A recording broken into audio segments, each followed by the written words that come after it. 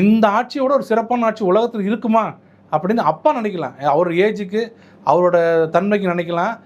உதயநிதி ஸ்டாலினுக்கு தெரியாமல் பொற்கால ஆட்சி எப்படி இந்த ஆட்சியை வந்து நம்ம அப்படியே மக்கள் எத்தனை நாள் தான் அந்த ஆட்சி கொடுக்குறது பொற்கால ஆட்சியை அப்படின்னு போகிற வழியில் அப்படியே அள்ளி குடிச்சிட்டே போகிற தேனையும் பாலையும் அப்படி உண்மையில் நினச்சி ஜோக் அடிக்கல. 2 பேரும் நினச்சிட்டு இருக்கிறது இன்னமும் 200 தொகுதின்றாங்க. 34 தொகுதி யாருக்கு போகுது? எல்லாம் நமக்கு தானே வரப்போகுது. 234 உட்காரது தான் இடம் இல்லை அப்படி தான் பேசிட்டு இருக்காங்க தவிர 2 பேரும் கொஞ்சம் கூட நம்ம எப்படி இருந்திருக்கிறோம் இந்த கட்சி. இந்த ஒன்று சொல்லுவாங்கள்ல உரை கல்லுன்னுவாங்களே, எப்பவுமே நீங்கள் உரசி பார்க்கறதுக்கு உரைகள் ஒன்று வேணும். அதுதான் உண்மையை சொல்லணும். எப்பவுமே எம்ஜிஆரை பார்த்தீங்கன்னா எல்லாம் சொல்கிறது கேட்பார். எல்லாம் இப்போ போலீஸ் சொல்கிறதான் கேட்பார். நேரம் என்ன பண்ணுற கட்சிக்காரர் இருக்காங்களே, சாமானிய கட்சிக்காரர் வண்டியில் போகும்போது நிறுத்துவார். இங்கே வான்னுவார். இந்த ஊர் எம்எல்ஏ என்ன ரொம்ப ஓவராக பண்ணுறான் அப்படின்னுவார். Leading question. ஐயா தங்கமானவர் அவருன்னுவாங்க. அப்படியா, சரி சரி போகணுவார். அவர்கிட்ட போய்ட்டு இந்த ஊர் எம்எல்ஏ எப்படின்னு கேட்டால் இங்கே பயந்து போயிட்டு அவன் ஓவராக பண்ணுறான் ஒழுங்காக இருக்கானா அப்படின்னுவார்.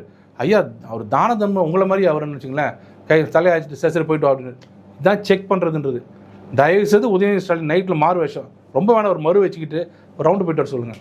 எங்கேயாவது ஒரு எம்எல்ஏ பற்றி கேட்க சொல்லுங்கள். காதை மட்டும் மூடக்கூடாது அவர். அதுதான் உண்மையான ஃபேக்ட் செக்கிங். ஏடிஜிபி டிஜிபி மன்னர் எப்படி 3 மழை பெய்கிறதா மன்னா அவங்க ஆட்சி பொற்கால ஆட்சின்ற இது இல்லை. ஆட்சி கேட்கணும். உங்கள் அங்கே சுற்றி இருக்கிற யாரும் சொல்கிறது கேட்குற மாதிரி இல்லை. ஜெயரஞ்சன் மாதிரி ஒரு பொருளாதார நிபுணர் வச்சுருந்தீங்கன்னா கடன் வாங்குறமே என்ன இதை நீங்கள் தானே வாங்குறீங்க, மக்கள்கிட்ட வாங்க போகிறீங்க அப்படின்னு அவர் சொல்லுவார். இந்த மாதிரி அறிவு ஜீவிகள்லாம் சுற்றி வச்சுருந்தீங்கன்னா துக்ளக் மாதிரி தான் இருக்கும் தர்பார். அந்த நாள் தான் நடந்துகிட்டு இருக்குது. அதனால் ஸ்டாலின் அவர்களை பார்த்து சொல்கிறது வேஸ்ட்டு, உதயநிதி ஸ்டாலின் பற்றி சொல்கிறது அவர்கிட்ட சொல்கிறது வேஸ்ட்டு. யாரை பற்றி யாரையும் சொல்ல வேணால் மக்கள் கரெக்டாக சொல்லிடுவாங்க. துணை முதல்வர் உதயநிதி சொல்கிறார் திமுக ஆட்சி தான் அறநிலைத்துறையின் பொற்கால ஆட்சி அப்படின்னு சொல்லியிருக்கிறார். இது எப்படி பார்க்குறீங்க? அந்த பொற்கால ஆட்சியில் ஒரே ஒரு உதாரணம் தான்.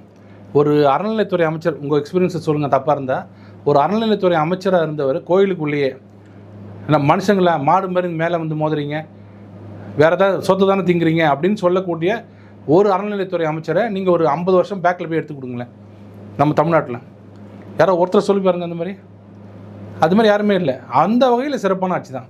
வெளியில் கூட சொல்லவர் எந்த கோயிலில் கும்பிட வராங்களோ அங்கேயே கூப்பிட்டு மனுஷன் மாதிரியா இருக்கீங்க அப்படின்னு சொன்னது 2வது தடவை. போன தடவை 4 மணி நேரம் 5 மணி நேரம் நின்னோன்னு சொல்லி கேட்டாங்க. சபரீசன் உள்ளே போகிறதுக்காக நாங்கள் நிறுத்தினாங்கன்னு சொல்லுங்க.